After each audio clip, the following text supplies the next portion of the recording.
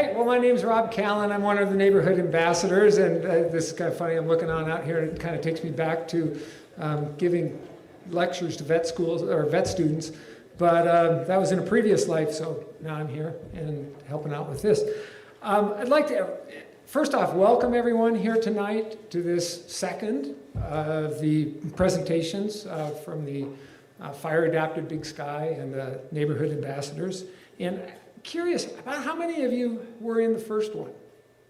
Yeah, quite a few. So quite a few returners. So you must have found that useful. And then also about half of you look like your first time to come to one of these meetings. And as you know, this meeting or this presentation is also going to be streamed on YouTube, and there will be a link later that you can go to if you want to review anything from it. And for those online guests, if we do have any through YouTube, please, if you do have any questions that come up as we go through the presentations, please go ahead and submit them in the chat. We'll be monitoring that, and we can get those questions, try and get those questions answered. And lastly, don't forget to sign up for the Everbridge alerts. That's very, very important to help you become informed of what's going on. So here, the slide on up is kind of what the plan is for today. You know, we do have the lobby tables on out there, so be sure to visit them as you leave if you want to. A big thank you to the Warren Miller Performing Arts Center for allowing us to use this facility again. Also a big thank you. There's several businesses that put up flyers in the community and just lots of community support for this whole program. Today's event is focused on wildfire safety, really specifically evacuation and dealing with smoke. And also we will have a panel discussion at the end. And then at the end, or for the starters here, I would like to introduce you to our MC again. So tonight we have Joe O'Connor, and he's going to be helping to coordinate everything from here. For those who don't know who Joe is the managing editor of the Mountain Journal.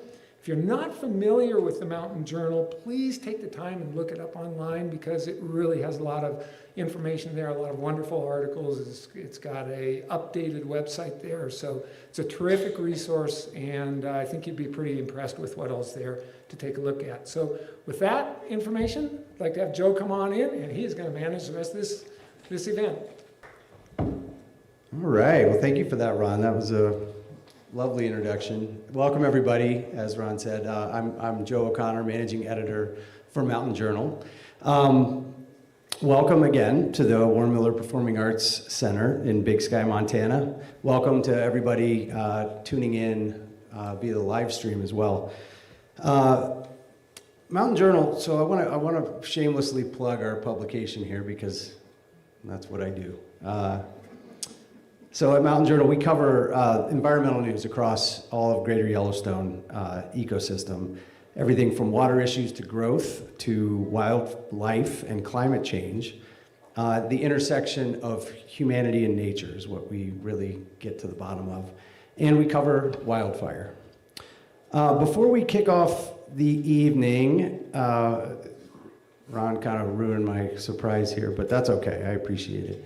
We do have an exciting announcement. We just rebuilt and launched Mountain Journal's new website today, so check us out at mountainjournal.org. And tomorrow, for everyone's reading pleasure, we're publishing a Lights Out feature story by University of Montana Journalism School's Rose Schimberg. It's an in-depth feature on wildland firefighters and mental health.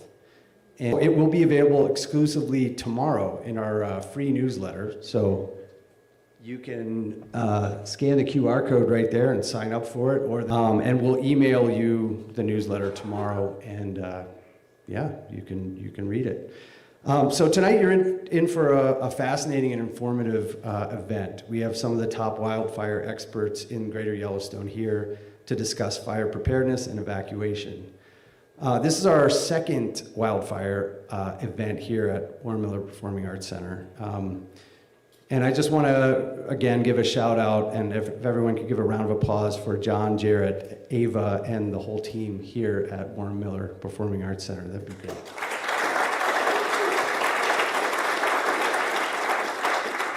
I'd also like to recognize, and Janelle Johnson.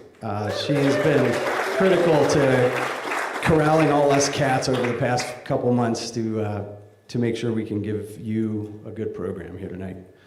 A quick note on format. So I'm going to introduce each panel speaker who will give a short presentation, and then they'll join me on stage for a discussion.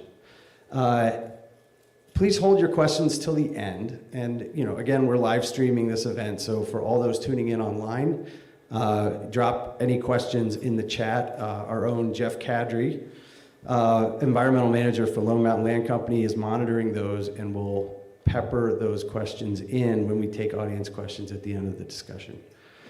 The panelists, the experts today, will let you know about the plans in place and the tools available in case there is a wildfire. But there exists a personal responsibility to use the knowledge and the tools you gain here tonight to be prepared yourselves. Big Sky, Montana has a very high risk of wildfire, higher than 96% of communities in the country. As you'll hear, it's not if a wildfire will happen in Big Sky, it's when. So without further ado, I'd like to introduce our first presenter.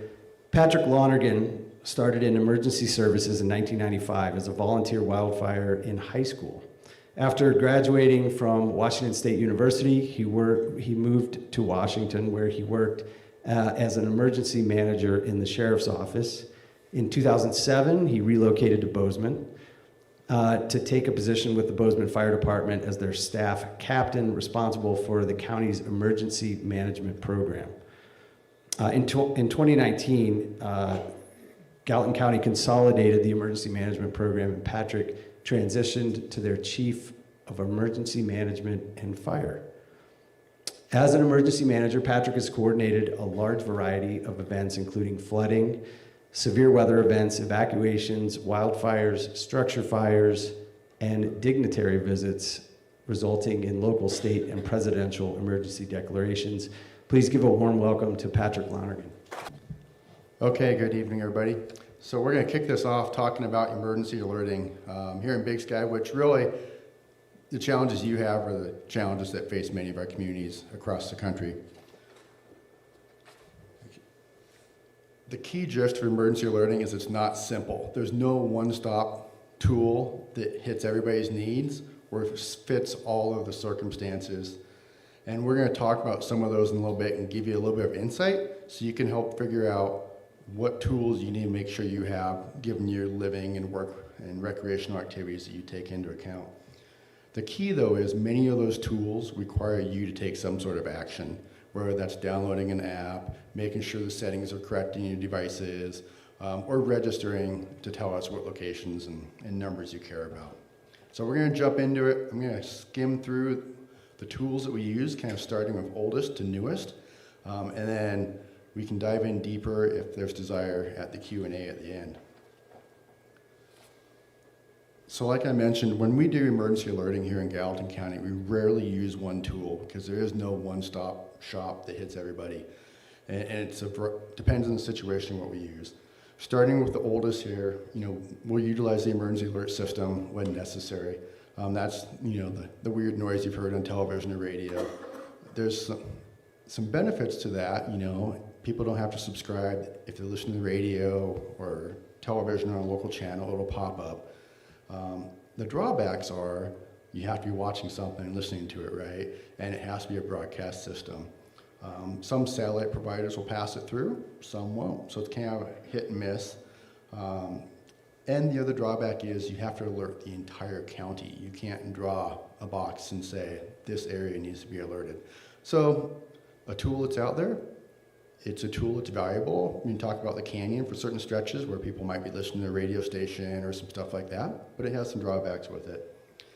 And then we move up to the old-fashioned robocalls. So we can reach out and we can make recorded voice telephone calls, which we do that frequently. The challenge of moving into today's world, how many people answer unknown telephone calls on your phone? Not that many. So it's losing its relevance, but in areas such as the canyon and stuff, there's a lot of places that may not have cell service, but people do have landline telephones.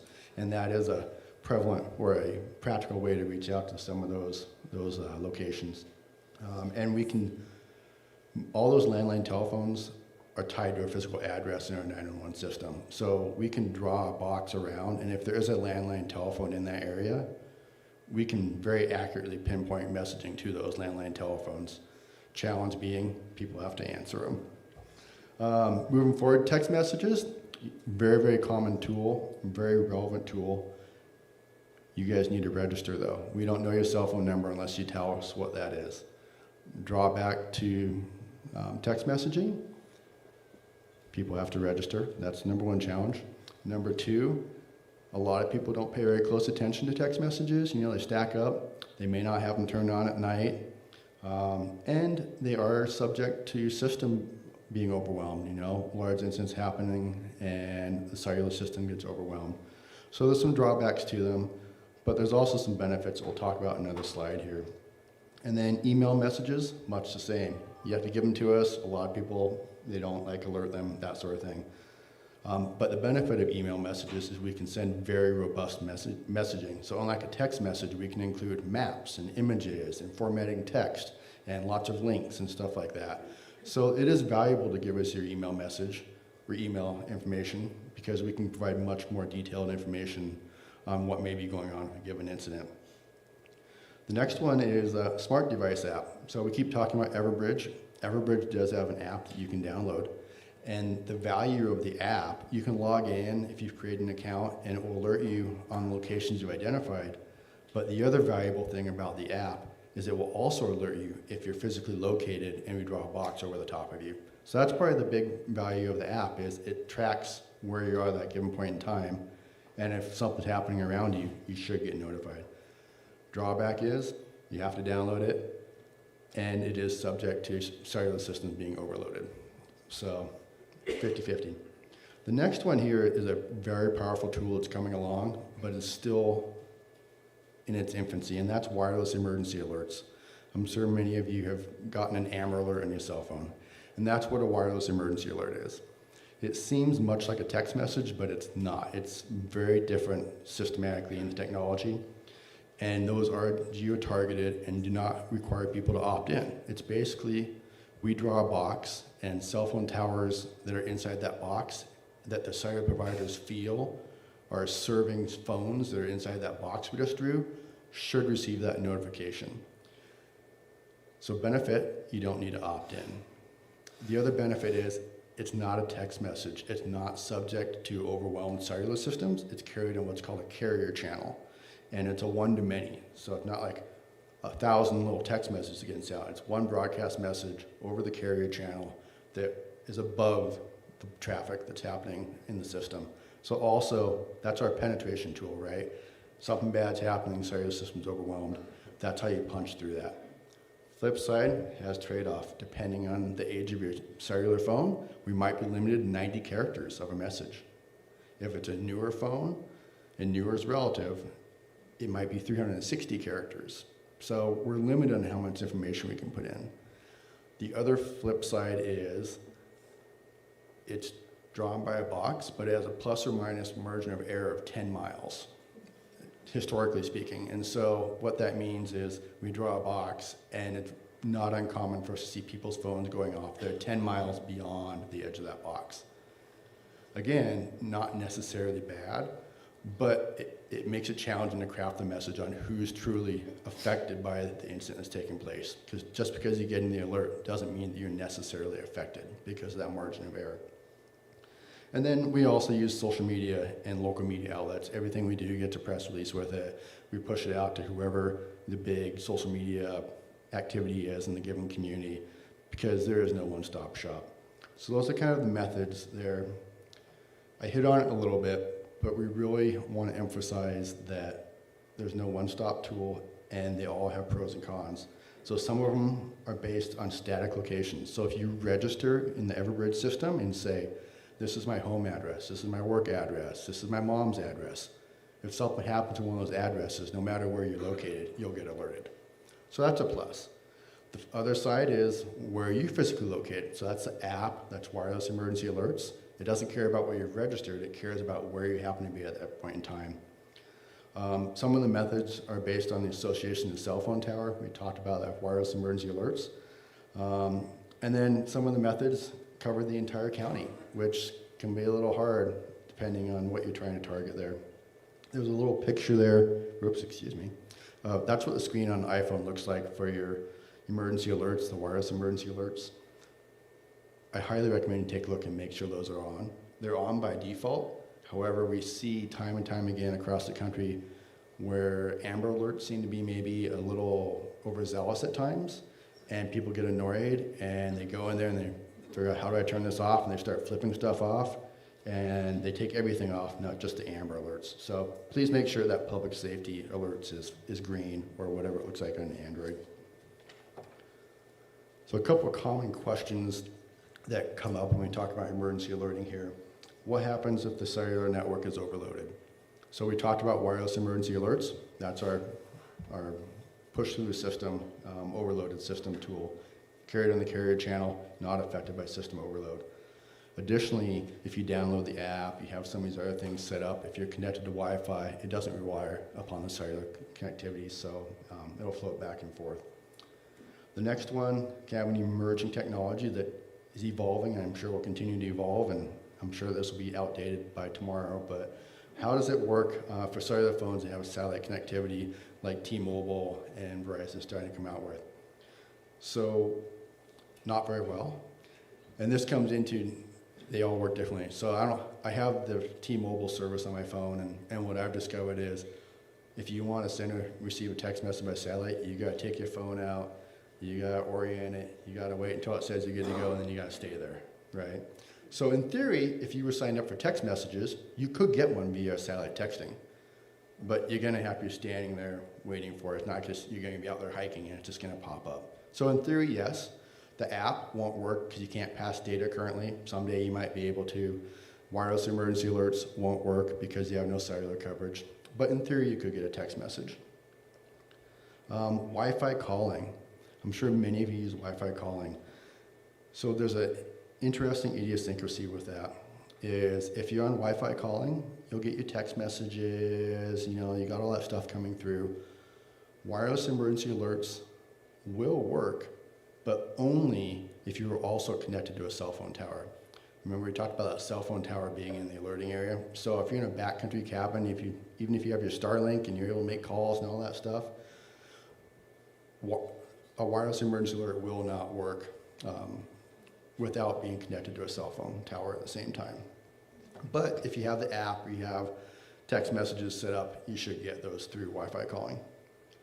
How do people outside of cellular coverage receive alerts? A lot of places still have landline phones, so hopefully they answer it if that's all they have. And then obviously there's a lot of options now for wireless internet, especially with Starlink and the other similar tools coming out. So make sure that you have that location registered so that if we draw a box over it, it alerts your devices. And then last one is, what are the options for visitors to receive emergency alerts? So we created a kind of opt-in thing for visitors that I believe has gone out in a lot of materials in the rental, where they can scan a QR code, it sends a little opt-in and text message, and it basically opts them in to a 30-day period of text messaging for in Big Sky. And you've got a little Big Sky emergency alerting group, and basically how that works is we set off an alert in Big Sky, we add that group to the alert, and anybody that's opted in gets that alert, and then in about 30 days it cleans the list out and flushes it and starts fresh. And then of course they could always download the app or whatever if they wanted to too. But basically we set the text messages as the simple way to do it. So my message of the day is register in the Everbridge system. Tell us what addresses you care about, what devices you want to be notified on. Download the Everbridge app so that it knows if something happens where you're physically standing, and then make sure that emergency alerts are enabled on your telephone. And that is the super high overview of emergency alerting in Big Sky. And I'll be here for questions in a little bit. Thank you. Yeah, that's the biggest thing for me is when those cell towers get overloaded. We're going to dive into that here in a little bit. So Sergeant Hayden started his career with the Gallatin County Sheriff's Office in 2012, and he was assigned to work the night shift in Big Sky. During his career, Sergeant Hayden has been a member of the Missouri River Drug Task Force, General Detectives, and the Special Response Team. After being promoted in 2020, Sergeant Hayden returned to Big Sky and currently supervises the patrol operations in Big Sky and West Yellowstone. In addition to supervisory duties, Sergeant Hayden is a search and rescue coordinator and a deputy coroner. Please welcome Sergeant Dan Hayden. Hear from emergency management, you're going to hear from the sheriff's office, you're going to hear from the fire department. All three of us are going to keep talking about Everbridge. I'm sitting in the front row. I've already seen one person signing up for it. By the end of tonight, I expect this entire room to have opted in to Everbridge so that we can reach you in case of an emergency. So the sheriff's office role during a wildfire, we contain control areas, do road closures, and most importantly, we'll be the ones assigning areas for evacuation. We do that with the fire department, with their knowledge of where a fire is moving and how quickly we need to get people moving. Before I start talking though about the sheriff's office specific role and how it affects the community, I think it's worth talking about Sir Robert Peel and his tenets of community policing, specifically my favorite one: the police are the public and the public are the police. The police being the only members of the public paid to give full-time attention to duties which are incumbent upon all citizens. And what that means to me is we're all in this together, and it's all of our job to be looking around, speaking up when something's off, making sure that we're prepared and working together. Personal responsibility. We know that this is a wildfire-prone area. There's no question about it. We've made the decision to be here. I've made the decision to be here with my wife and my dog. Since we've all made that decision, knowing the risks, it's our responsibility to prepare for those risks in case the eventuality happens. We've got to make sure that we keep those 5 Ps in mind. I don't know if anybody knows the 5 Ps off the top of their head. Proper preparation prevents poor performance. The time to get ready is now. I've got a list here of a bunch of different ways that we all mitigate risk in our day-to-day life. I can promise you everybody in this room hits half of these. Everybody's got good winter tires. Most people have some sort of security system where they lock their doors. A lot of people are going to have microchips on their dogs. It's a way to mitigate risk. With that being said, wildfire is a huge risk with a low frequency, and so our preparations for it need to start today, and the goal of those preparations is to make sure that we're ready to go if the sheriff's office ever sends out the message that it's time to leave the house.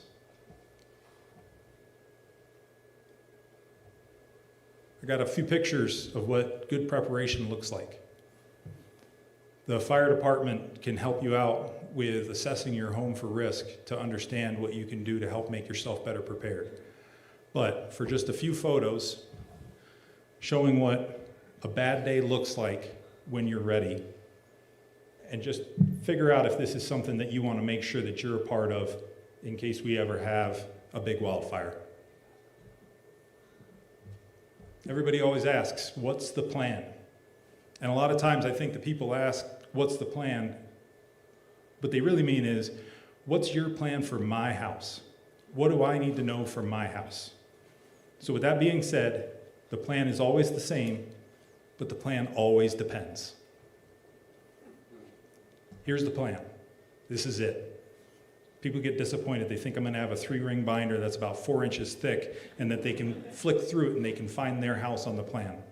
But we don't know where the emergency is coming from, and we don't know which emergency we're going to be dealing with. But the plan is always a warning that there's a situation developing, and then depending on the circumstances, either sheltering in place or evacuating.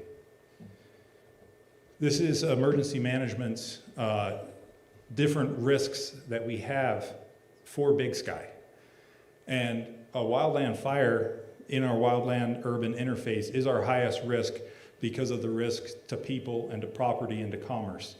But don't forget all the other things that we need to be thinking about. How close did we come to losing the canyon a few years ago? And just to be clear, the plan is always the same. It just depends. So to try to highlight that, this is a fire simulation the fire department put together for a tabletop exercise we did last year. So this is what a fire could look like.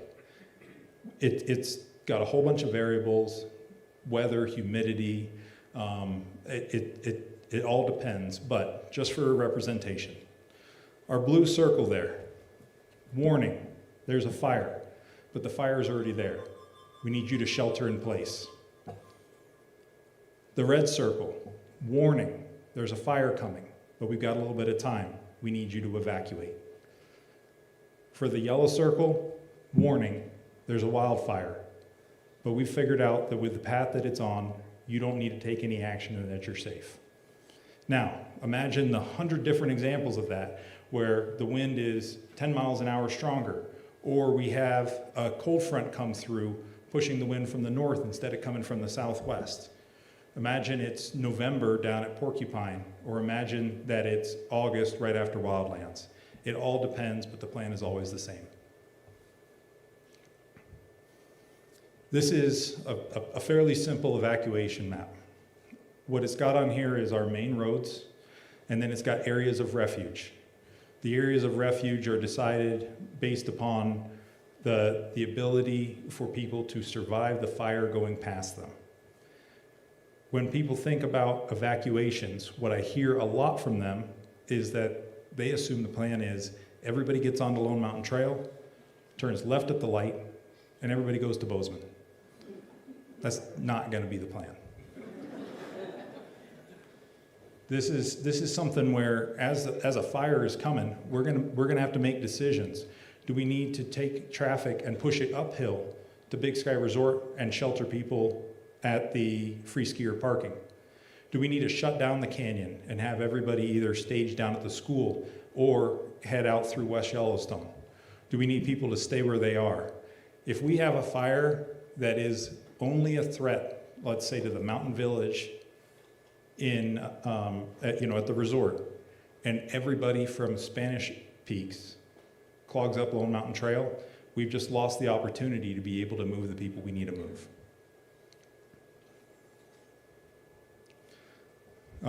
Ready, Set, Go is kind of the national program. We're in the ready phase where we're getting prepared, we're getting our house prepared, we're getting our gear prepared, we're getting evacuation bags together. The set phase is when we realize that there's a developing situation and we start taking the actions to be ready.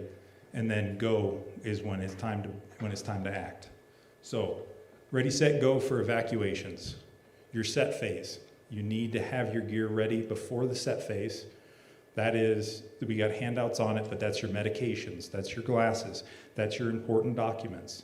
That's the one family heirloom that you can't go without. You need to know where it is. And when it's time to get set, we need to make sure that we have our stuff in our car, that our car is parked so that all you got to do is put it in drive to be able to go forward, and you got to make sure you got gas in your car. Everybody fills up at Four Corners, I hope. And if you see your gas tank has gotten to a half a tank, it's time to go back to the gas station. When you're evacuating, headlights on, potentially your hazard lights on. A wildfire is going to turn a bright day into night, and you need to be visible. You need to drive safely and slowly. You don't know what hazards ahead of you on a curve, whether it's a downed tree or whether it's a stuck vehicle. Breathe. People forget this. Breathe. Your oxygen, or your brain needs oxygen. And most importantly, the late evacuation is the most dangerous evacuation. When you look at a lot of the catastrophic wildfires, it's the people who waited and waited and waited, realized it was too late, and then got in the car, and those people perish in their car. So you need to be ready. You need to have your gear. And if you're going to evacuate, as soon as we say go, it's time to go. For shelter in place, most houses that burn in a fire don't burn because the flames from the fire hit them.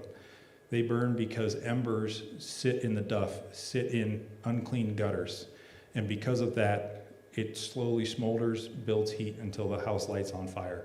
So the ready phase, or the ready phase is getting the fire department's assessment, making sure that your house is prepared, making sure that you have good standoff distance, making sure that trees close to the house are properly limbed up.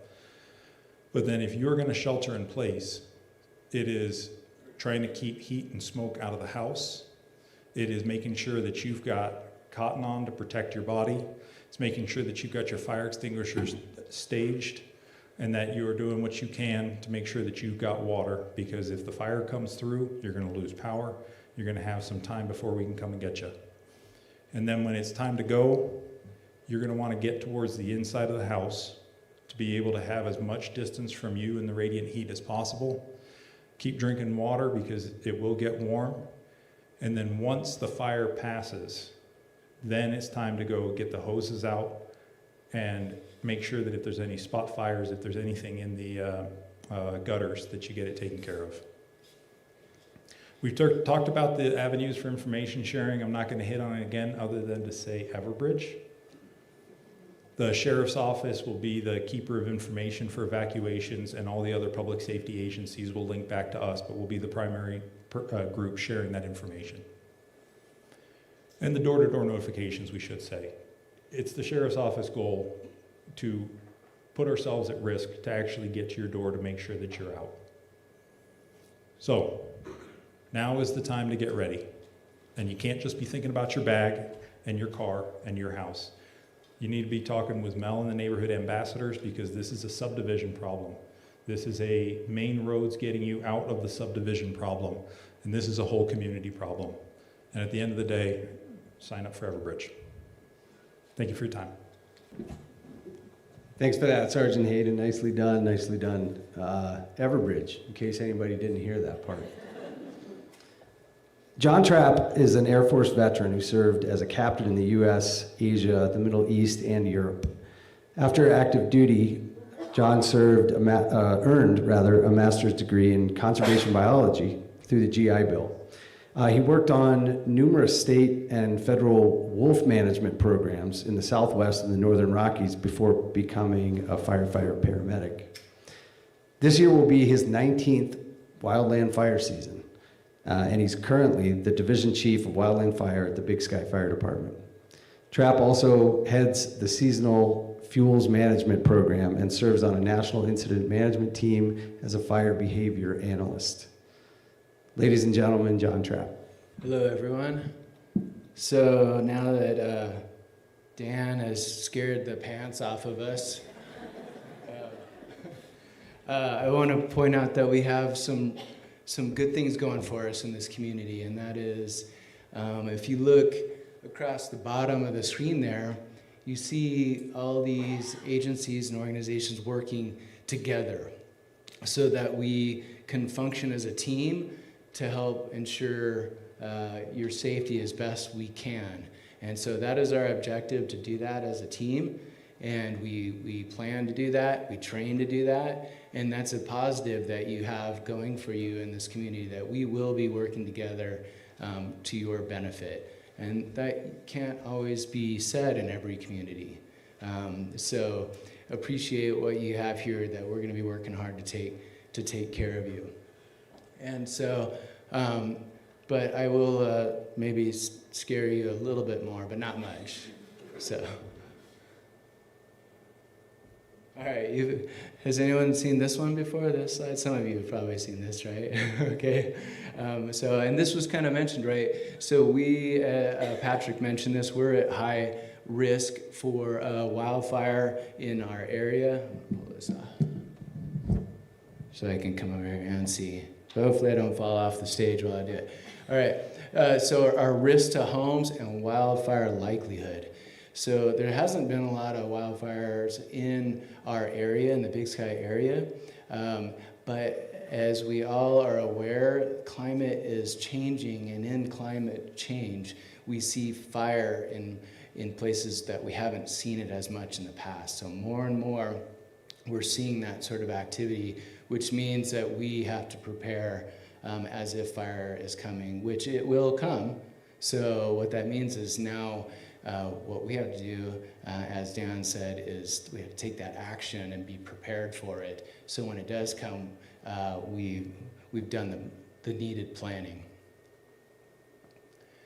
This kind of goes to that same note. Did anyone see this in the news recently? Right, first ever heat advisory in Alaska. So this is happening all over the place. we're seeing weather patterns shift and fire activity pick up. Fires are bigger. They start earlier, they end later, they're covering more acreage, and the fire intensity is more than it's been in the past. So yeah, it is, it's not hopeful in some ways, but there's things that we can do to prepare for it.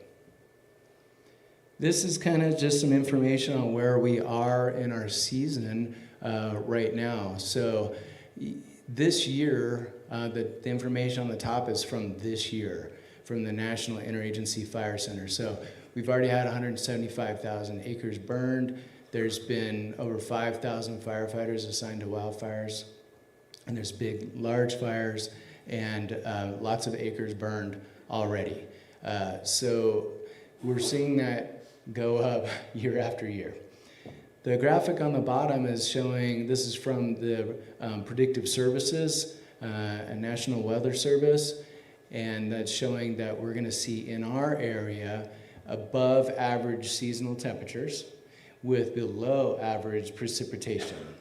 Those two things contribute to wildfire. And sometimes if you have a type of system like ours here, just a little bit of change can result in a big change in fire activity.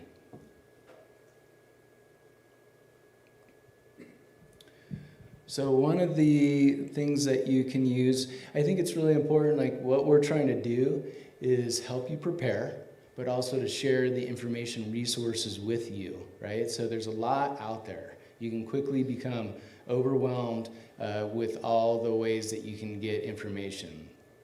So one of the apps you can get on your phone that's free is called Watch Duty. And it was started in California.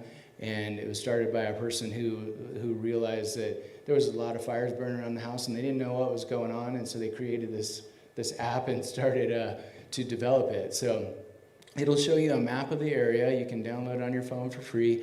And on any particular fire, you can click on that and it will tell you information about the fire. So the Jericho Mountain Fire is the one burning near Helena, and currently they are in a level 2 evacuation warning.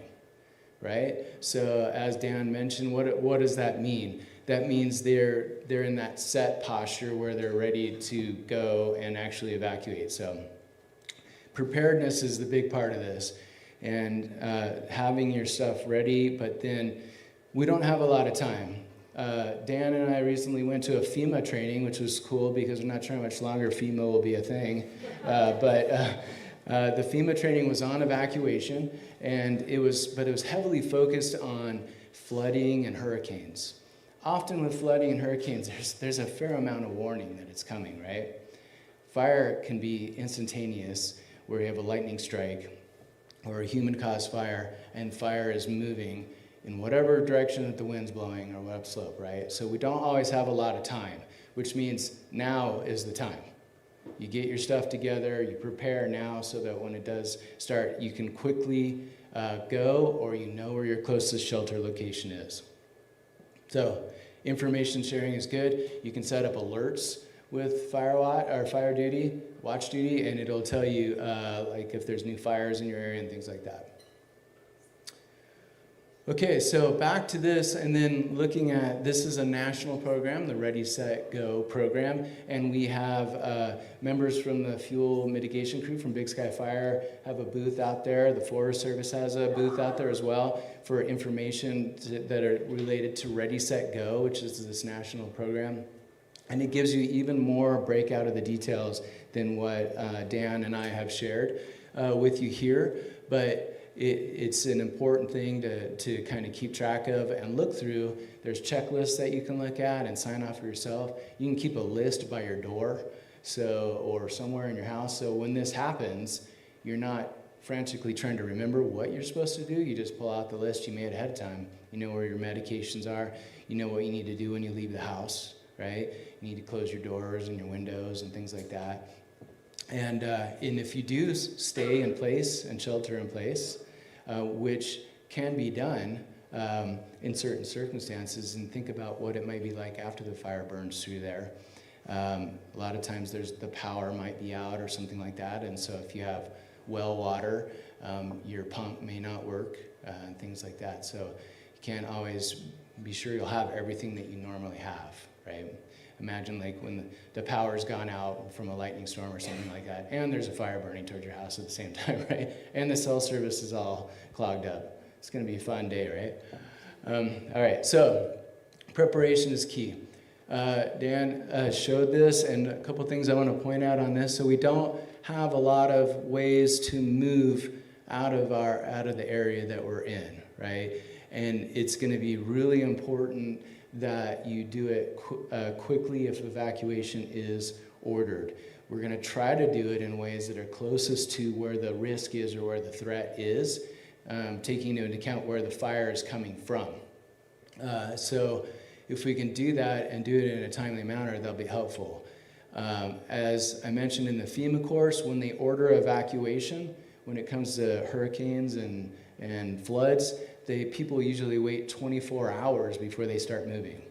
You got about 24 seconds, right? So don't be sitting around taking your time. You need to have your stuff ready to go so you can move out quickly. That's not the time to think, well, do I want to bring this picture off the wall, or which of my guns do I want to bring? You know, you got to think of all that stuff ahead of time, right? Okay. And then knowing which is your closest area of refuge would be important as well. So in where you live, think about where you can get to that's going to provide you with some safety.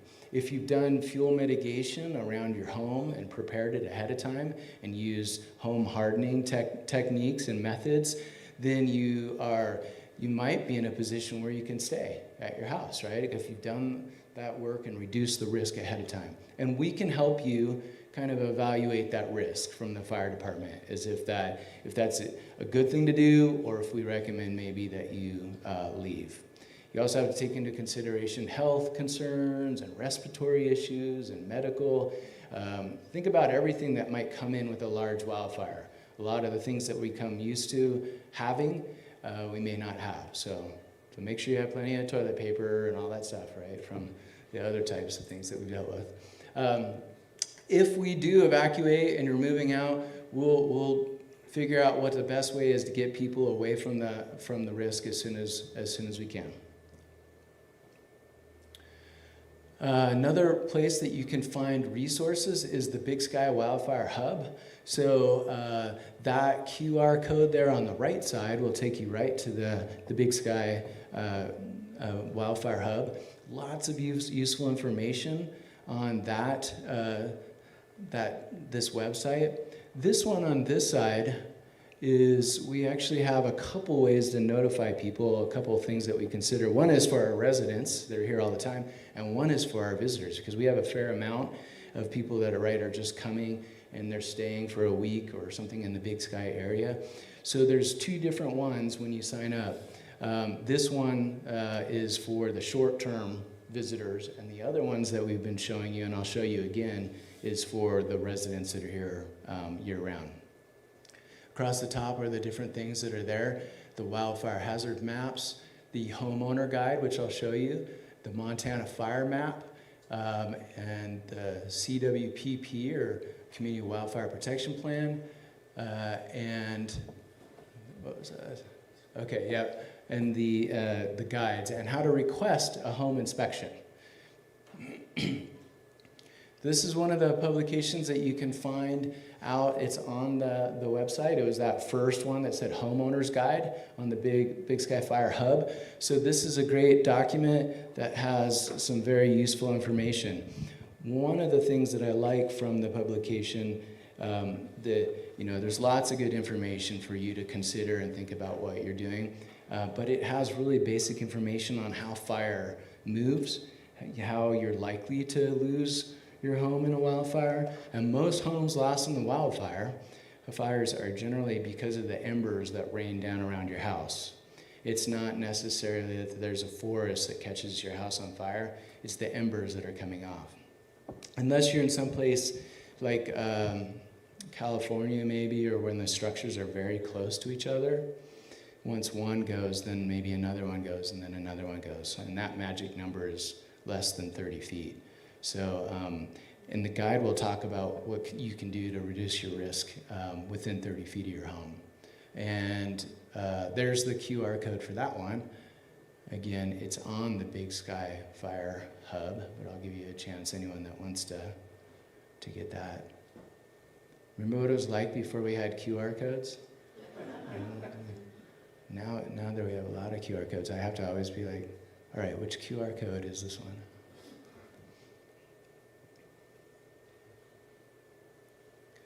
All right, this is another useful map. It kind of goes with the website I showed you, which was Watch Duty, but this one's through the state of Montana, the DNRC, and it is their DNRC interactive fire map. Again, it will show you where there's active fires, where there's heat signatures, and you can click on the individual ones and it'll tell you about the fire, where you can get additional information, and that's the QR code for that one. A good resource. You can check in it daily. So at the fire department, what we look at daily is we look at the fire weather forecast. We want to know what, and they do the National Weather Service does a specific forecast that's for fire activity. And I don't know, it's probably not super useful to you, but it is useful to firefighters to look at that and see what's going on with temperatures, winds, humidities, and all those things that affect fire behavior. So so we look at that sort of stuff every day and evaluate where we are and what the risk is for the day. This one is another publication that'll be on the desk out there, and so it's the Big Sky Wildfire Action Guide, and on the back it has those evacuation routes. Not that they're that complicated, we pretty much know where they are, but but it's still good to have a map. It makes me feel better, right? So that one you can get at that QR code, the Wildfire Action Guide. And there's many more publications that are on the table out there as well. This is another useful site to share information, and some of the information, like the fact what our level of fire risk and the likelihood of our structures burning down and things like that can be found on this website, where you look at the Explore part. There's the QR code for that one. Everyone's phone's getting full of QR codes. We should probably do like an article or something on all the fire resources. Yeah. I know the QR codes. Okay, so there's a few more of those QR codes. Again, there's the Big Sky Fire Hub is the top left one, and the alerts, Everbridge. If you haven't heard of Everbridge, right? So that's that one in the upper right. And then our home wildfire risk assessments on the bottom. So the fire department will come to your house, we'll do an assessment on your structure, and what that assessment does is like, what is your structure likely to burn down if a fire comes? And I know some people in this room have had their house assessed, yeah. So that's great, and because it gives you some things to think about ahead of time, and that's part of that preparation. What can you do ahead of time? And we do that for free with the fire department. We can also provide some guidance if you live in a forested area or you have property that has a lot of trees around it. We can give you some guidance on maybe how to treat that, and we approach it from a reducing fire risk but improving forest health at the same time, right? Because we want to keep the forest that we have healthy as much as possible. And if you have a contractor that you like and you're used to working, that's great. We can come in and say, all right, well, this is our prescription, what we think you should have done, and if you'd like the contractor to do that sort of work for you, that would be great. Or you can potentially use our Big Sky Fire seasonal fuel mitigation crew. We have 9 firefighters that are on that crew. What's nice about that crew, or what I like about it, is they're all firefighters also, so it kind of bolsters the Big Sky area's ability to respond to an initial attack or new fires in our area. So they're a seasonal crew that comes on just during essentially the wildfire season. So it's a good thing it's a great thing that the Big Sky area has going for it. So, and that's all that I have. Thank you for that, John. That was super helpful. If anybody hasn't heard the term Everbridge. Everbridge. Liz Davey had a 40-year career with the Forest Service as a forester, a silviculturist, which is growing and cultivating trees, in case you had to look it up like I did, a fuel specialist, and a district ranger.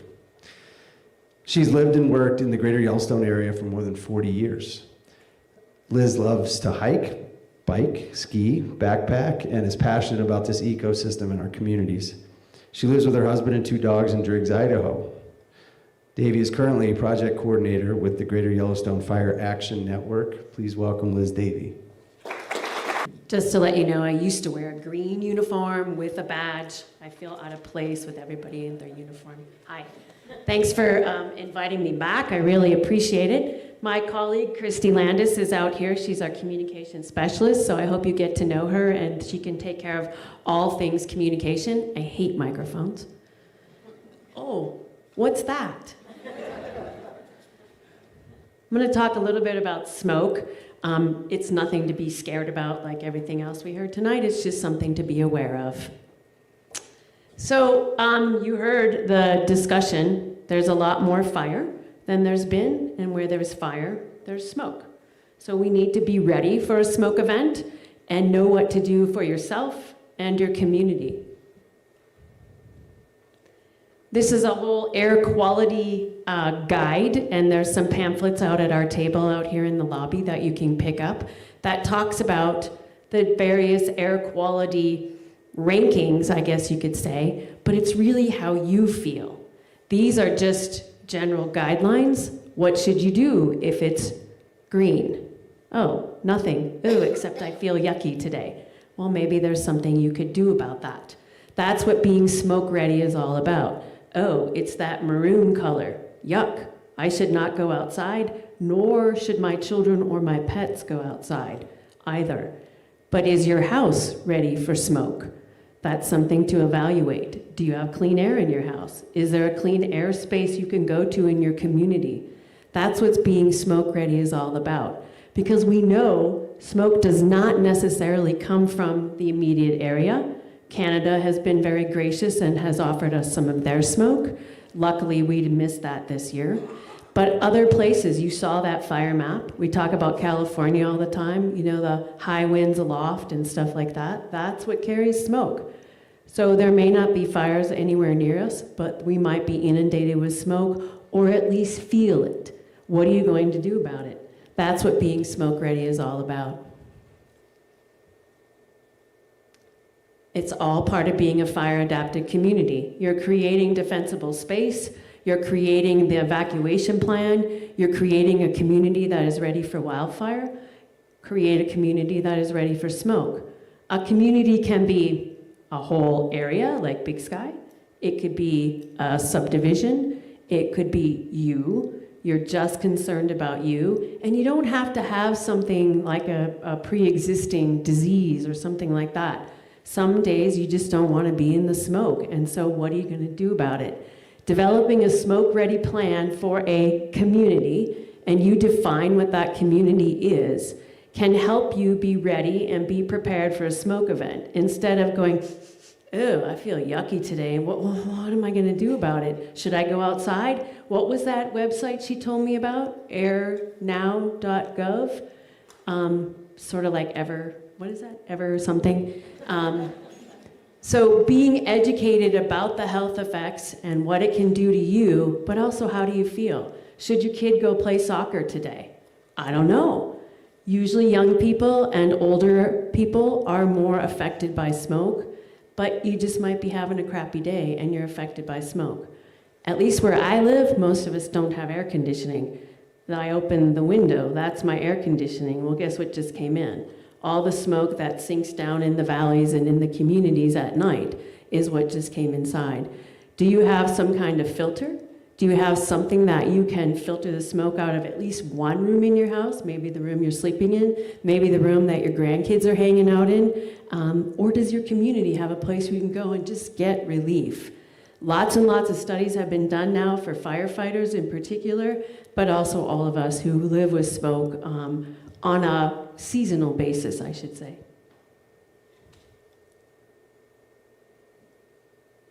What is it? That's a smoke-ready community, being prepared, communicating information to folks. We've talked about communicating all the time. Everbridge, I don't believe, talks about smoke or what you can do during a smoke event. But you can talk about it amongst yourselves. You can have smoke ambassadors, your neighborhood ambassadors. You guys are so dedicated. Be educated on what people can do about smoke. And that's what a smoke-ready plan could do for your community, is have that ready. You're ready for a smoke event. It helps reduce the exposure to smoke and where you can go to get clean air. And it has a formal action plan. Why is that important? The emergency manager leaves and you start all over again, as an example of the person who might be the keeper of your smoke plan. Or the HOA president might change and the keeper of your smoke plan has left. Make sure you document it. That's what plans are for, not to sit on the shelf, but to be implemented. All the kinds of things you can put in a smoke plan: identify a clean airspace, identify where the messages are going to come from and who's going to provide those messages. It's part of what Greater Yellowstone Fire Action Network has been doing lately, is providing smoke messaging to communities. We are not afraid to say that there might be health effects to that smoke that's being produced by a prescribed fire, but maybe those health effects aren't as bad as it would be if a wildfire was burning and it was burning down a bunch of homes that have plastic in it. You heard about the air quality in LA this past winter. It was awful. So be thinking about that and how to minimize and mitigate those effects. The Smoke Ready Plan can help you do that.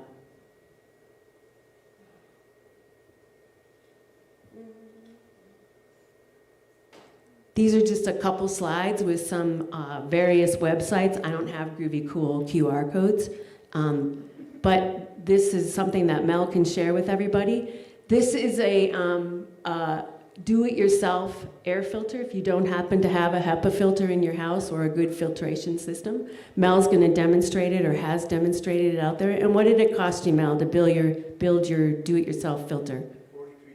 $43. $43. There you go. You can have a clean airspace. We also have some pamphlets out there to talk about it. So you can remember and order your stuff before the smoke event. Because if you want stuff, so do all your neighbors, and you might not be able to get it on Amazon or Walmart.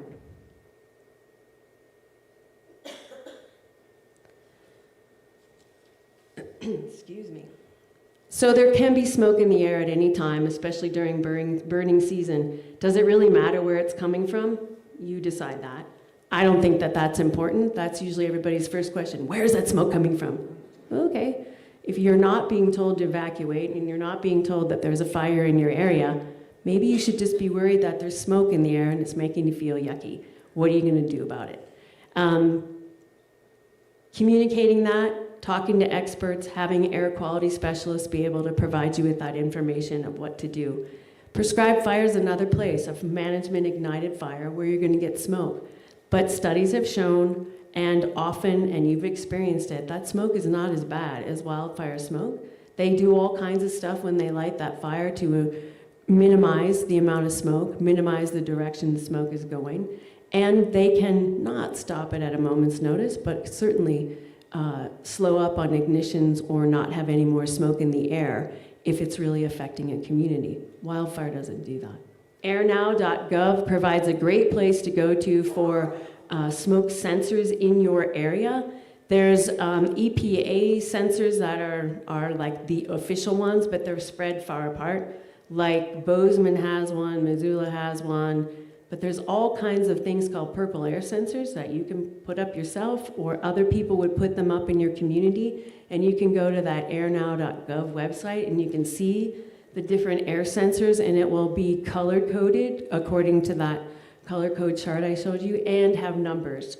And then you can equate that with, maybe I can go outside today and run, or maybe we can go to the basketball game inside because that has good air conditioning. Makes choices that you can make. It gives you choices that you can make about the air quality and if you're going to go outside or not. And one more page of different websites that you can visit for more information. I think it was said earlier, there's tons of information out there, and geek out on it for a little minute. Thanks everyone again for coming today. I mean, I believe that these presentations showed us, how important it is to be ready and to recognize that it's not if, it's when. So you can't, now's the time, right? I mean, it is, we've got that fire burning up near Helena right now.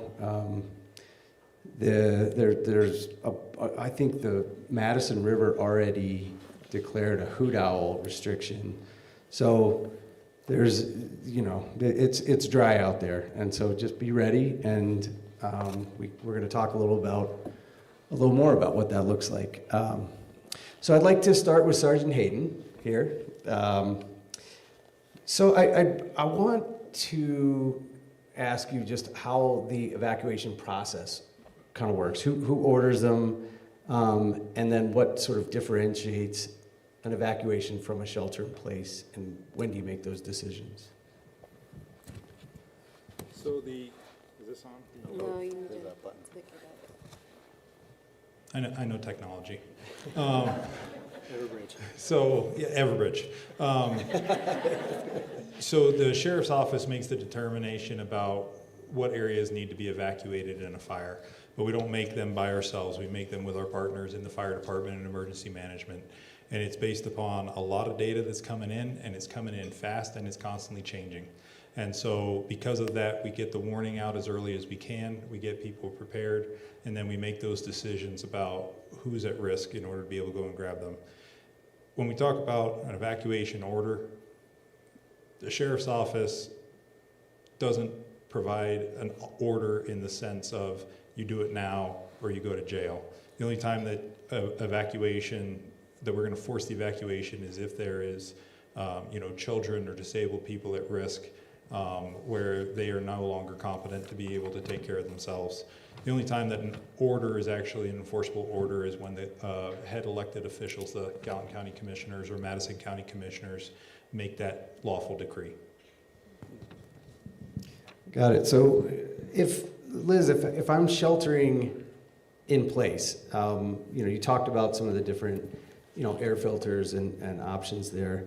Could you emphasize just how important that is? I mean, I think everyone, I really appreciate your presentation because, obviously fire is an issue, but as you said, where there's fire, there's smoke. So, recognizing that the fire itself is hazardous, yet Well, and I think it's pretty important, that whole filtration system.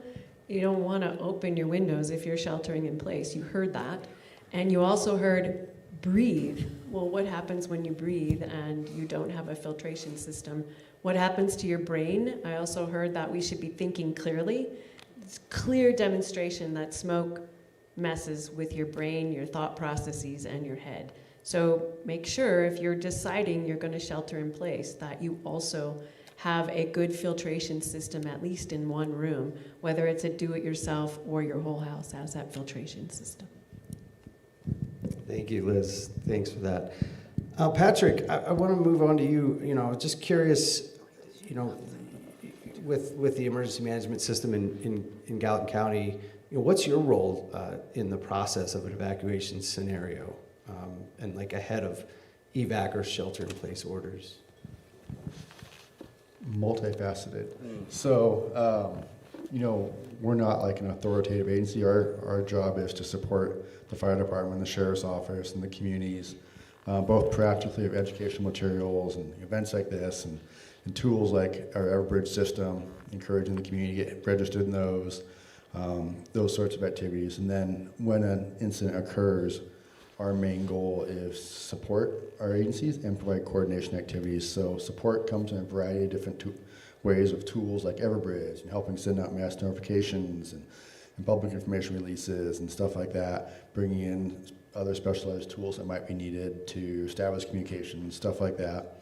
And then a big piece is providing that coordination amongst all of our partner agencies and our cooperating agencies, right, that have a piece of the response and or recovery after the incident has occurred, and trying to keep everybody on the same page so we're coordinated and and responding appropriately to the community's needs and keeping everybody on the same page. So that's kind of the quick summary of kind of the front end and trying to keep people moving along. And part of those people that we try and keep aligned and informed are our elected officials. That's a piece of our puzzle to try and keep them informed so they can set those high-level strategic objectives and carry out their piece too. Nice, yeah. Well, I think that just speaks to the amount of planning and coordination, as you say, that goes into thinking about wildfire and, you know, natural disasters in general. But I mean, these folks here are doing some really good work and working together, and I think that, you know, a well-oiled machine it would be what we're after, and it looks like that's part of it. And again, I think the coordination works on all of these different levels, from being ready to being prepared to ready, set, go. John, the Big Sky Fire Department received a grant, some grant money for wildfire prep in Big Sky. I've seen you around a number of neighborhoods. Mine, we walked the Hidden Village neighborhood and looked at what potential hazards could be there, and you guys are addressing some of that. Tell us about that grant and how you and your crew are utilizing it. Okay, before I answer that, I wanted to say for a couple of things real quick that I forgot. Well, and the other I didn't mention it, but as part of the team are the neighborhood ambassadors and the Big Sky Fire Adapted Network, and so the network is beyond the agency folks and the organizational folks, the nonprofits. So there are folks like Mel and the neighborhood ambassadors, and I wanted to say thanks to them and all their hard work. With that said, grant funding. So grant funding is kind of a variable thing. It is grant funds come from a variety of sources. Some of them are organizations. Some of it is federal funding that comes down to utilize on private lands. Sometimes there's federal funds that comes down to support federal organizations that do work on federal lands as well. So the grant that Big Sky Fire received is a grant it's called the Western States grant, and it is designed to help encourage or offset the cost of doing fire mitigation work. So, how much the grant can provide really varies depending on the situation and how much risk you're reducing. And so, in a situation like Hidden Village, where there's a lot of folks living in that area, if we're able to do work that affects the entire subdivision, that is the optimal way that you utilize grant funds, because a lot of people's safety is changed by the work in a subdivision or on egress routes. We've talked about that and looked at some graphics. So if you know there's only one road you're going to be leaving on when you go to leave your place, and as you drive, you think, boy, there's a lot of stuff growing on both sides of the road. That's a good opportunity to do mitigation work there as well. And I've found a lot of the folks that I've talked to in Big Sky, you just approach them and explain kind of what's going on, and everyone I've talked to is willing to say, oh yeah, let's see what we can do to reduce risk to help others. So that's the best way to utilize those grant fundings, and it's usually the homeowner or landowner provides a portion, the grant provides a portion, maybe Big Sky Fire in the work that we do provides a portion. Sometimes the homeowners themselves, they do work as well, and so that can count towards grant matches work as well, because it recognizes the work that the homeowners do as well. Yeah, thanks for that. I was curious, have you all been affected at all by any federal grant money that you've been getting? I mean, we're trying to doge things up in various areas, and I was just curious if you had any effects of those federal grant cuts. Yeah, it has been a different kind of economic climate as of recent. And so there was a time where as soon as that Doge kind of took place, they locked down a lot of funds. And so even funds that had already been awarded to programs like ours. And so they locked those funds for a period of time, and then they released them. And then there was word that they had locked them off again. So it's something that you have to be aware that it could be a fleeting thing, especially when it's coming through the federal government. And when we see things, another thing that's interesting to me is like a recent article that was in your magazine and the journal is what's happening with the new federal firefighting agency, and that's somewhat kind of like a Doge-related sort of thing as well. So that's going to be an interesting thing as that progresses. Yeah, the consolidation of federal wildland firefighting forces into one unit. A lot, it's Grassroots Firefighters is a nonprofit, and they've a lot of folks. I used to be a wildland firefighter myself, and I've talked to my old superintendent and some firefighters that I worked with, and some of them support it. I think there can be some streamlining components to that. So it will be interesting to see how that plays out. But yeah, if you want to go read that article, it's at Mountain Journal. So back kind of to evacuations. I don't know if, Dan, this is for you, for Patrick, or John, but okay, so notifications. We've seen Everbridge, that there are some ways to become alerted about it, to prepare yourself. Does somebody come knock at my door and say, hey, Joe, you got to get out of here. Why are you still here? Why are your windows open? So the risk management model for the sheriff's office is we will risk a lot to save a lot, we'll risk a little to save a little, and we won't risk anything for what's already lost. For door-to-door notifications, we'll risk a lot to save a lot. And so with the Bridger Foothills fire, we had the first day where we really knew we had a fire, and our guys and girls were running their tails off to stay ahead of it. And then the fire activity dies down in the evening, and then everybody came to work, and everybody continued with door-to-door knocking all through the dark, getting people prepared because we knew the second day was going to be a big day. So yes, the goal is that we are going to come physically knock on your door, check on you, figure out who's there, how to contact you, provide you with information on how to prepare for an evacuation, and then make sure that you're ready to go. Because if we knock on your door a second time to say it's time to go, now's the time. That being said, we aren't going to sprint to our own death, and so there will be times where there are places that we cannot get to because it just doesn't allow us to get in and get out and without a high risk of death. Let me just add to that. While the intent is to always give a warning, it's not always possible. And the first time you see an officer, maybe the evacuation order telling you need to leave. So just keep that in mind, especially with wildfire. Yeah. John, I was going to just say, I really thought it was interesting that you mentioned watch duty. I just became aware of that program myself. I had a phone call with them last week. We're gonna embed their live wildfire map on our website. It's fascinating. They operate live wildfire maps in 22 states.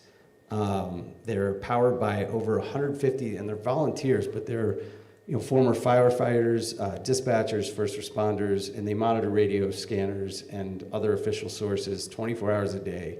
So it's really one of the most up-to-date services that you can monitor. So again, you can go to Mountain Journal to Liz, you've been doing some research into homeowners insurance related to wildfire coverage. She chuckles. Talk a little about that. I only get emails from people. Obviously, it's a huge issue. We've heard about it a lot. People are getting dropped. People are getting threatened to be dropped, and people don't understand why it's happening.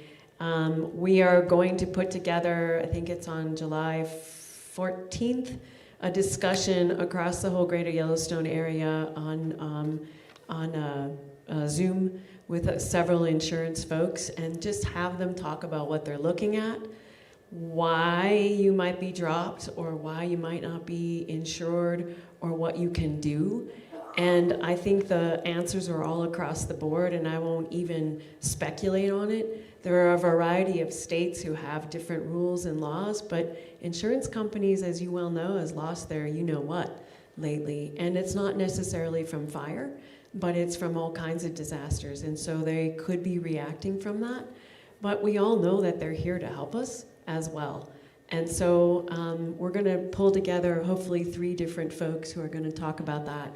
And I'll make sure that people here get the Zoom link to be able to join in on that and to ask questions.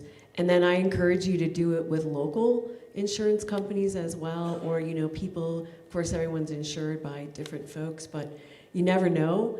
And the scary part to me, and this is me and my speculation, is that they're looking at these big picture maps and it shows a big red blob while you saw the ratings up here on the screen. And so that could very well be what they're looking at. Some folks were saying it's a certain distance from a fire department. That's what it used to be, but I'm hearing now that maybe that's changing. So I think it's a fair question to ask your insurance company and not put your head in the sand for when they come and say, so by the way, we're not going to renew you again. It's a good thing to ask questions, but you're not the only ones, of course. Lots and lots of communities across the greater Yellowstone area are experiencing the same thing from big and small insurance companies. Yeah. I have one thing to add on that. So a plug for Big Sky Fire, it is still a big factor as the distance to fire stations. So Chief Tetro, who's sitting over there on the side, he's done a lot of work for the organization to strategically locate fire stations and new fire stations. So I'm sure all of you are always in full support of that, but sometimes some of the community members be like, why do they need another fire station? That's a big part of it, is like putting people where the firefighters where they need to be so they can respond quickly to those areas. And it does affect the insurance ratings in combination with doing the preparation, the fuels reduction. And so those things work hand in hand to help improve your likelihood of keeping insurance. Is that good, Chief? Okay, good. Yeah, I mean, that goes back to all of the personal responsibility, right? The getting ahead of this. Ask questions, talk to your agent, talk to the folks who have boots on the ground, like John and Sergeant Tetro, or Chief Tetro over here. But yeah, thanks, guys. I'd love to just see, Jeff, if we got any questions online that How will resources be communicated in the event of an evacuation? Like, will we get maps via Everbridge, like a pin, who evacuates and where? It depends. So typically on the front end of an incident, things are pretty fresh, and usually it's a text description of this subdivision takes this action, this address block range on this street takes this action, something that can be descriptive. And then, sometimes for a longer term event, when we have a chance to get our hands around it, then you might start seeing some sort of produced product that maybe gives more specific directions or statuses of given key areas and that sort of thing. But more than likely on the front end of an incident, it's going to be some sort of description that says this subdivision, these streets, this address range on this street, this area north of here, some sort of descriptive geographic area. Because that's how cops think. So our goal is always to say, who does it apply to? What's going on? What are you supposed to do? And where can you get more information? And some of those on an emerging incident are not easy to get completely well refined as quickly as we'd like to, but that's our goal, is to always be as complete as possible, especially in the who does it apply to and what action are you supposed to take. Yeah, I think we've got some questions here in the audience. I believe a microphone's on its way. My question is for Liz. When you're talking about filtration systems and things you can put in place in your home, if we're on an evacuation and we're in our cars, or if we're in our homes and there's a great deal of smoke, do any of the masks that we wore during the COVID event help to have those handy? Should we have them in our cars? Should we take any precaution like that and just make sure they're available to us? So what some of the experts have said is that only if it fits you properly, and you heard that during COVID, so the N95s, only if it fits you properly. Firefighters know that intuitively, and their turnout gear, it has to fit you properly. And if it doesn't, you're still going to get smoke and particles coming into your airways. It may or may not be dangerous. It depends upon your risk. One other question I have while I still have the microphone is if we're under an evacuation order and we are really in a hurry to get out of our homes, should we be turning off gas supply or electric or any power supplies to our homes if we can think that fast? You know, it kind of depends on what in your home is powered by those things, right? So it's probably wouldn't be great to come home to like a bunch of spoiled food in the freezer and things like that. So typically the fire department will deal with that as necessary. But if it's something that you can shut off and without causing any negative consequences to your home, you can do that. Again, thinking about closing your windows and closing your garage doors. A lot of times people are leaving the area and they leave the garage door open. And open garage doors are a great place for embers to accumulate and then cause your house to catch on fire. So doing those sort of things when you're leaving is important. Yeah. Thank you. I'm the ambassador, or one of the ambassadors, here's the other one over here, for Antler Ridge. And we really took advantage of the grant last year and got a lot of work done, but we still have a lot more work to do. My first question is to John. If we hire your crew, can any of them fell trees, or do we still need to outsource that? We do have sawyers on the crew. Great. So sometimes, but they do recognize any of their limitations, and they'll let you know if it's a tree that you should have a tree service take care of. Okay. So they'll let you know that. Okay. And Dan, I have a question for you. If I'm in Colorado camping and having a good time, and Everbridge goes off because Big Sky is burning, will I get the notice in Colorado? It depends. If you've done the registration for a resident that we want the people who live in Big Sky to do, you're registering your address, and so then you're going to get the alerts regardless. The 30-day opt-in is just if you're in the geographic area, so that's why it depends. Okay. And then the other comment that I have that I did not hear mentioned, we were taught in our training that if we have to evacuate, if you go to base or you go to the high school, you can't take your pets. And so you have to take your pets to the golf course. Is that still the plan? It might depend. We are very, very aware that pets and animals are a big deal. And we work on that plan.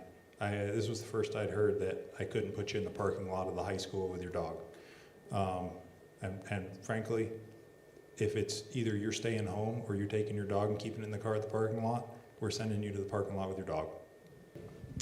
Thank you. First of all, I'd like to thank all of you for putting this on. This is our first time attending one of these. And this leads right into one of my concerns is I am totally overwhelmed with the amount of websites and QR codes and where to go other than Everbridge. I nailed it. Is there any thought of putting like a table together that just lists all of the different sites, what they're for, and maybe put it in a priority, because we don't have time to read through every single one, to be honest with you. So especially in an evacuation, we're going to need to be prepared to like go. Can I make a suggestion to start simplifying it? Get a Big Sky Wildfire Action Guide and get a Ready, Set, Go pamphlet. Take those home as a hard copy. You're going to learn a lot. You're going to have a lot that you're able to do to improve your situation. And then when you've taken the first couple of steps, the ball keeps rolling down the hill. But just start with those two. Okay, thank you. One last question. The United States has been bombarded with wildfires over the years, as all of you know. Is there any, has anybody looked at learnings from how the other fires were addressed? And maybe this goes to Dan and Joe and, well, actually all of you. But more importantly, have you looked at the learnings on how they were acted upon and brought them back here so that we don't reinvent the wheel? I can confidently say yes for everybody. Yeah, definitely. And I think, back to Dan's move, Sergeant Hayden, it depends, right? Yeah, honestly, I mean, you look at, you can study a lot of different fires. Every place behaves a bit differently. You can look at commonalities. You can look at how close, homes are to each other. You can look at the type of vegetation that grows there. You can look at elevation. You can look at moisture and wind and prevailing wind. But it really does depend. And I do think, to Dan's point, I think we all look at incidents and learn from them. There are action plans and after action reviews taken after any sort of serious situation, a fire or whatever it might be, that you look to those things for answers for how to move forward in the best way. But it does very much depend on the situation of the moment. Yeah, please. You talk about geeking out. You could research fires ad nauseum and all the different vegetations and the different types. And I suggest it every once in a while. It's pretty interesting. We live in a different fire environment than a lot of other places where the research has been done. I'll put a plug in for our audio tour for the 1988 fires in Yellowstone that talks about the benefits of fire. It has a QR code that you can click on, and it's free. And take it. It talks about the benefits of fire, and it talks about 1988. And we're due. You talk about doom and gloom, but we are due. And so that might be helpful as well. But there's tons of information out there. And coming from a district ranger position in the Forest Service, we study all of that stuff, and that's why we're at where we are now in terms of firefighter safety, public safety, smoke issues. All of those things is from learning since the early 1900s and the documentation that's gone along with not just only when disasters happen and fatalities, but just, what did that fire burn through and how fast did it burn and why?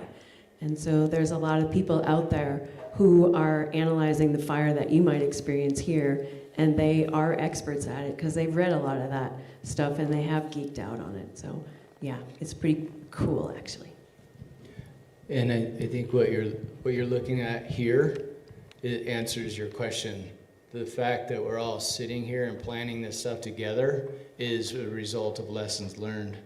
That's why we're doing it. There's a documentary on the campfire, and it's pretty interesting. It kind of talks about how that all unfolded and what went wrong, and what they didn't prepare for. And we've all, paid attention to those sort of things so that we could learn from it and hopefully not reproduce those sort of things. So definitely we are all aware of those lessons learned.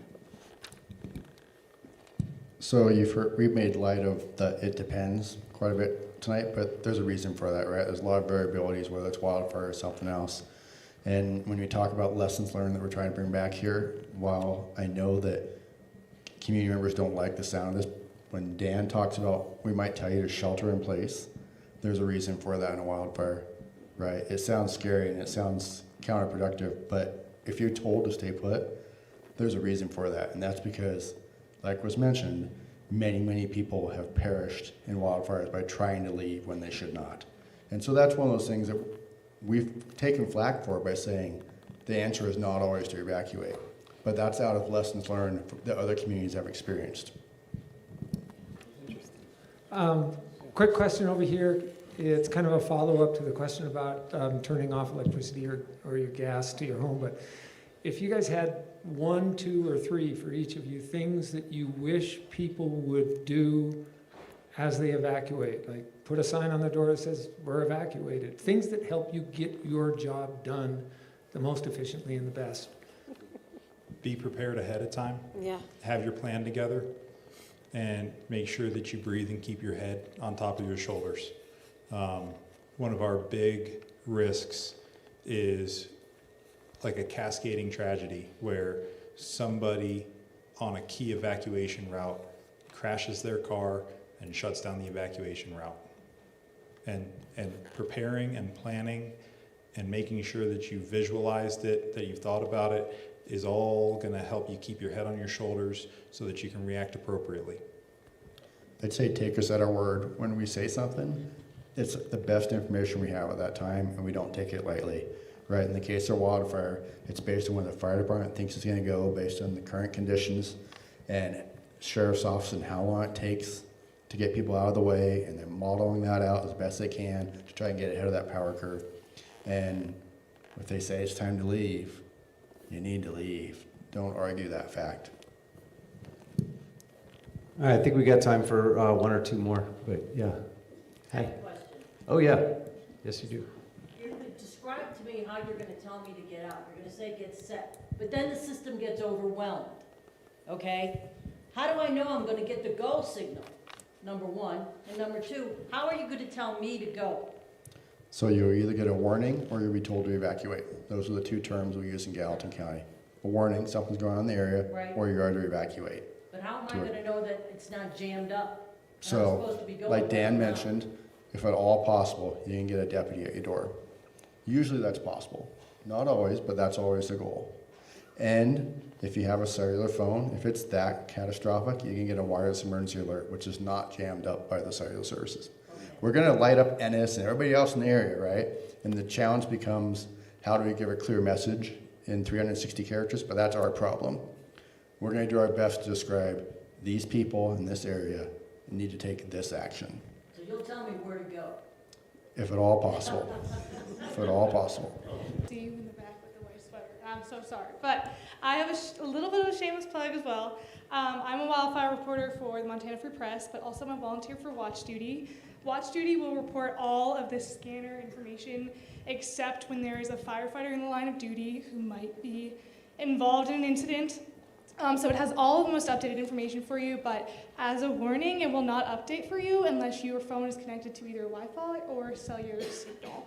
So do not look at Watch Duty if it is a time for you to evacuate and you're looking for up-to-date information. It sounds like the Amber Alert government issue services are the best place to receive that information. That being said, my question for you guys is, given that we are still in low fire danger area right now, are there mitigation plans happening or prescribed burns that are currently being planned to try to mitigate what fire season might look like this summer?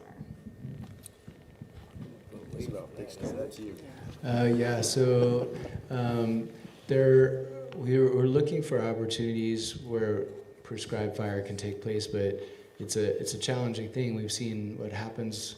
There's thousands of successful prescribed fires every year that you don't hear anything about, and there's a few that don't go well, and you hear all about it, right? Prescribed fire is a very powerful tool applied in the right place that can reduce wildfire risk if done right, and also improve forest health. So it has a lot of benefits, but it requires some very specific conditions in which you have holding features and the appropriate resources, and the weather prescription is right and the fuel prescription. So we are aware of looking for those opportunities in the Big Sky area, and we will keep looking for where those may appear.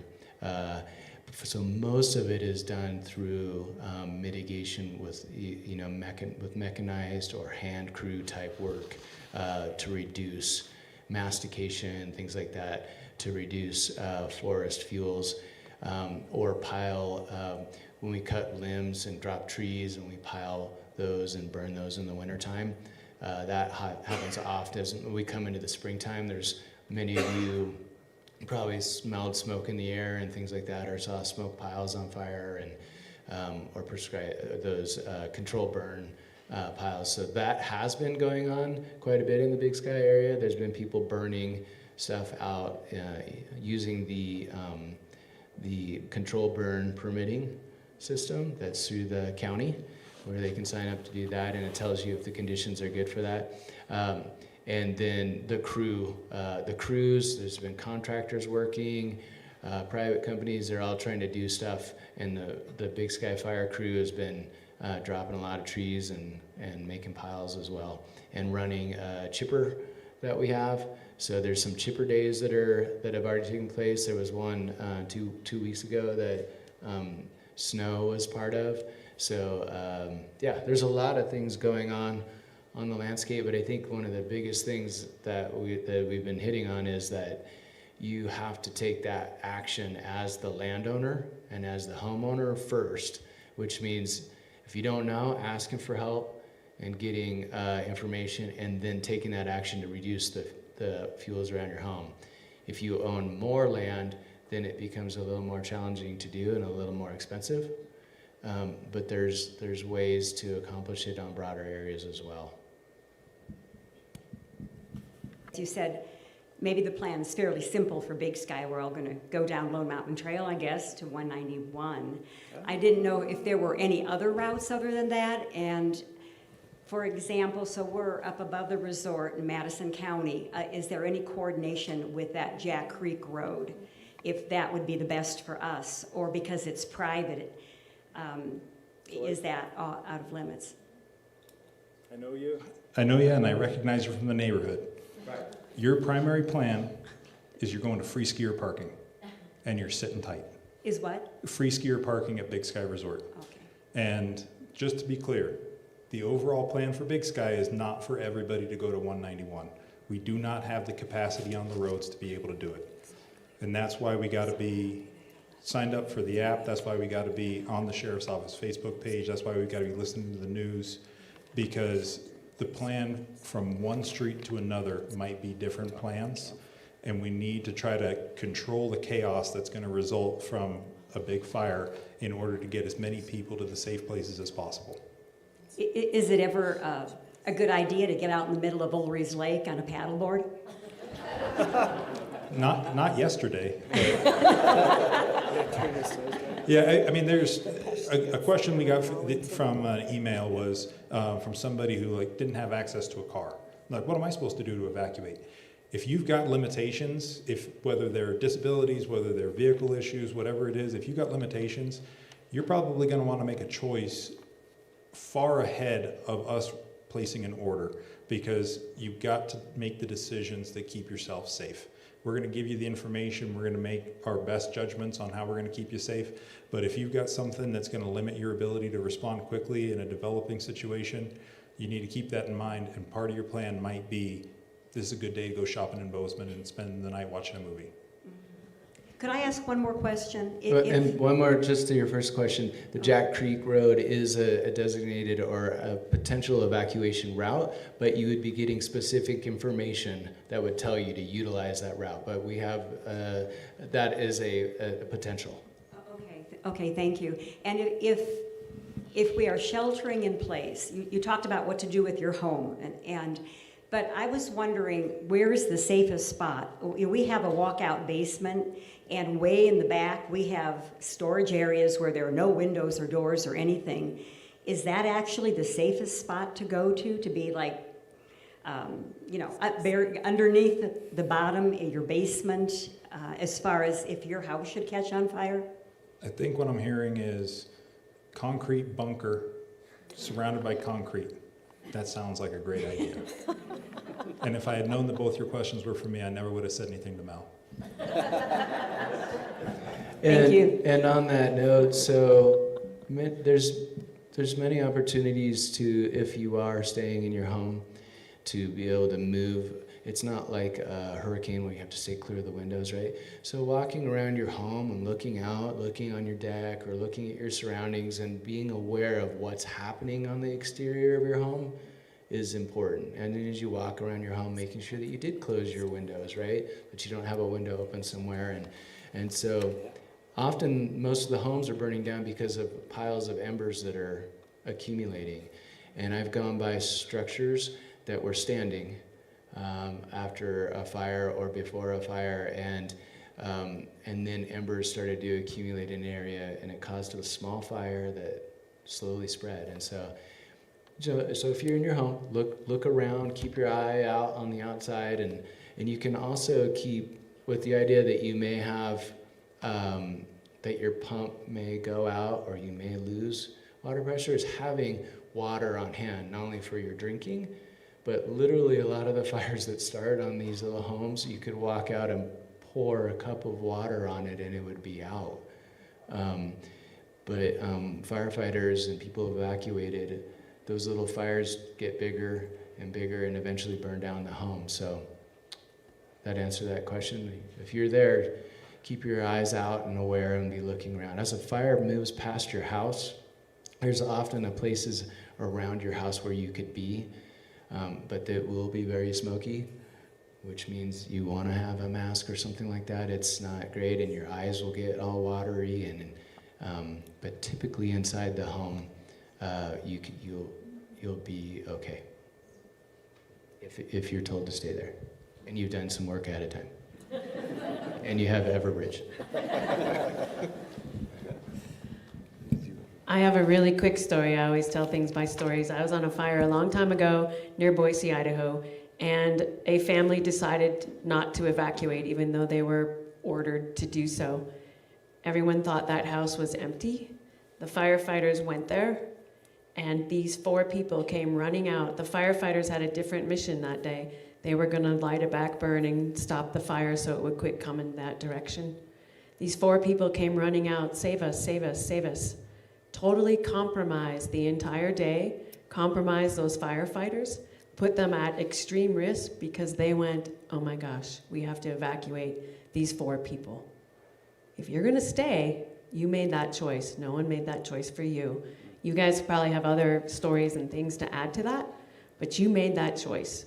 Do not, absolutely do not compromise my firefighters. That is so, so uncourteous and dangerous. Thank you. Well, I think that's a great note to end on. I think what I've taken away from this today is coordination. First off, I mean, we're all in this together, right? So you all coming here, you guys tuning in online, that's a step in preparation. Information is power, and if you arm yourself with information, you're able to make the best decisions possible. So I want to thank you all for coming tonight, for tuning in. And I really want to thank this panel, the neighborhood ambassadors, Warren Miller Performing Arts Center, all of the folks here, the fire department, all you guys, and the Forest Service. The coordination component of this stuff, this is what these guys are thinking about every day. And many of us don't even know where to begin, right? There's so much information out there. How do you arm yourself with the information that's important when you've got 75 QR codes that you're trying to figure out what? But I would love to get a round of applause for the neighborhood ambassadors, the fire department, and these folks up here for keeping us informed.